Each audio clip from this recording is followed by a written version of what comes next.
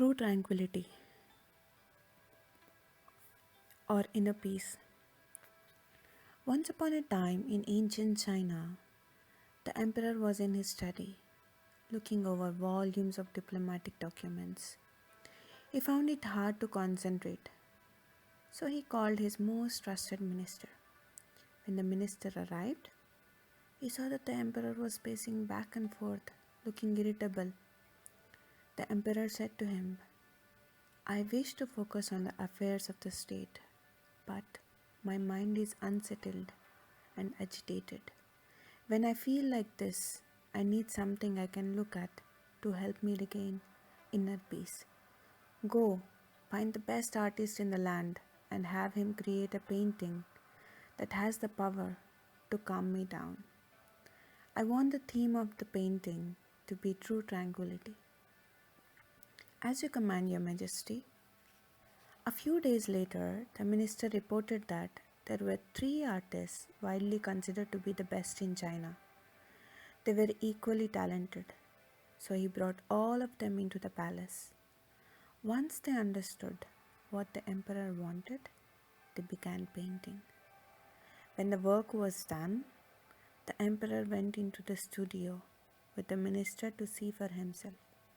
The first painting they looked at depicted a placid lake, a calm lake surrounded by mountains.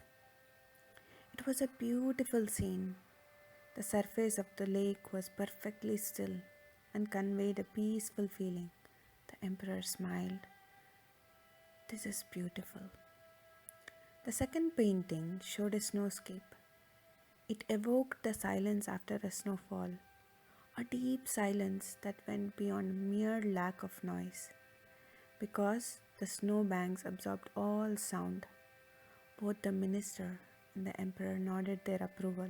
Very insightful, said the emperor. They looked at the third painting, which featured a waterfall. I am sorry, Your Majesty, the minister said. It looks like this artist did not understand my instructions to paint a scene of serenity. Let me discard this painting, and we can choose from the first two. He reached for the painting, but the emperor stopped him. No, wait. He stared at it for a moment longer, and then he said, This is the painting for me. What? But Your Majesty, how can this waterfall compare to the other two in representing true tranquility? I do not understand. The waterfall is not the most important thing in this painting, said the emperor. Look again.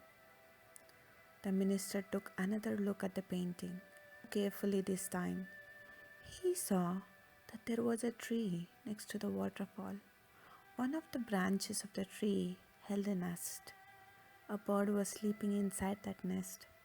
See how the bird is able to relax and rest even though the disturbing waterfall is so close to it. The emperor pointed out. It has such a profound quietness within that external conditions have no power to irritate or disturb.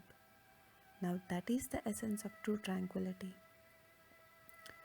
This story can be enjoyed simply as it is, but we can also delve into the deeper to explore the layers of meaning embedded in it. As is the case with many other stories, the emperor represents you. He needed to process the affairs of the state, just as you manage the various aspects of your life.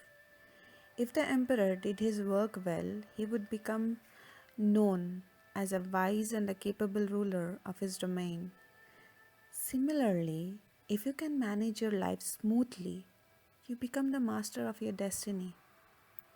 The emperor needed to quiet his mind in order to concentrate on his work. The same is true for us.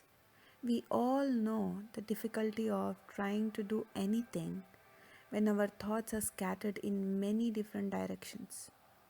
We also know how effective we can be when we have clear focus, free of distractions.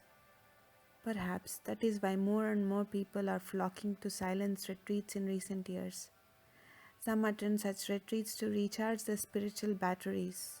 Others go to get back in touch with themselves. They proved what the ancient sages already knew. Human beings have a tremendous need to have quiet time alone, to reflect upon life and reconnect with the soul. Thus, the Emperor's quest for the true tranquility or the inner peace mirrors our own search for the same thing.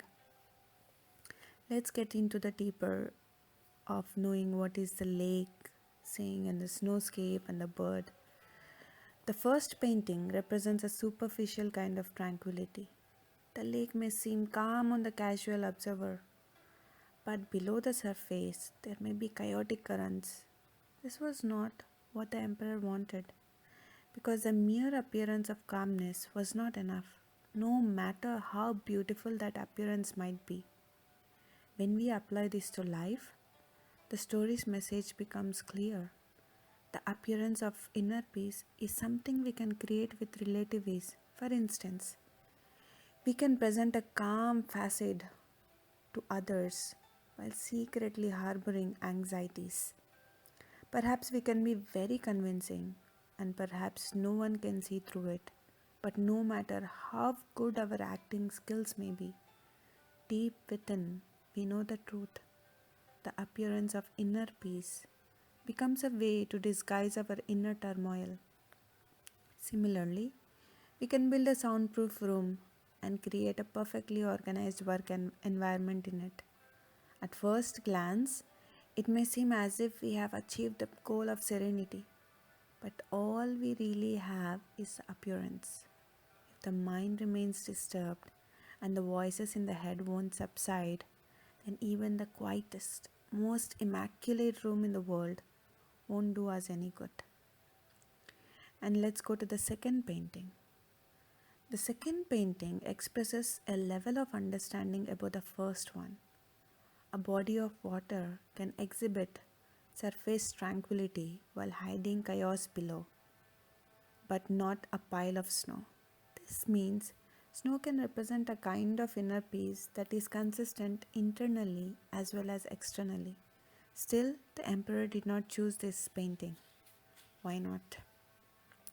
The main problem is that, like the first painting, it also depicts the external manifestation of inner peace. It still cannot transcend the idea that we need to look for peace and quiet somewhere in the material world.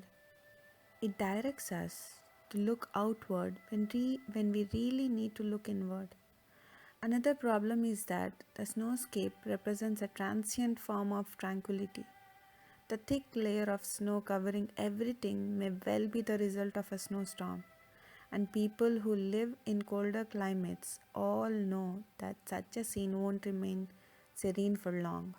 Sooner or later, the weather will turn ugly again, so the peaceful environment depicted in the second painting is but a temporary condition. Now, the bird. With the third painting, we break away from the external manifestation and approach the internal essence. The bird represents the attainments of true tranquility or inner peace. This painting shows us that if we have it, then it won't matter what kind of noises and distractions are present in our surroundings. Like the bird, we can still be relaxed and at peace even when the environment is less than ideal. This was what the emperor actually needed. Not so much a tranquil environment, but a tranquil heart, inner, inner peaceful heart. This is the sort of tranquility that can be everlasting because it remains constant regardless of the changes in the external world. Of course, this attainment may be easier said than done. There are very few people such complete and effortless mastery over these inner selves. Most of us still need to seek out a quiet environment, perhaps attend a retreat, in order to achieve tranquility more easily. We still have a long way to go before we can attain the state depicted in the third painting. But there is hope. This story can also be helpful to us. The mental image of the bird resting peacefully by the waterfall is a powerful symbol. And we can use it as a reminder. Whenever you find yourself on a short fuse, angry, or disturbed, recall the bird to the mind and realize that it's not about running away to a remote location where no one can bother you. Instead, it's all about the calm and serenity within as of this very moment, at this very spot. Right here, right now, you can become one with the essence of true inner peace or true tranquility. Thank you and namaste.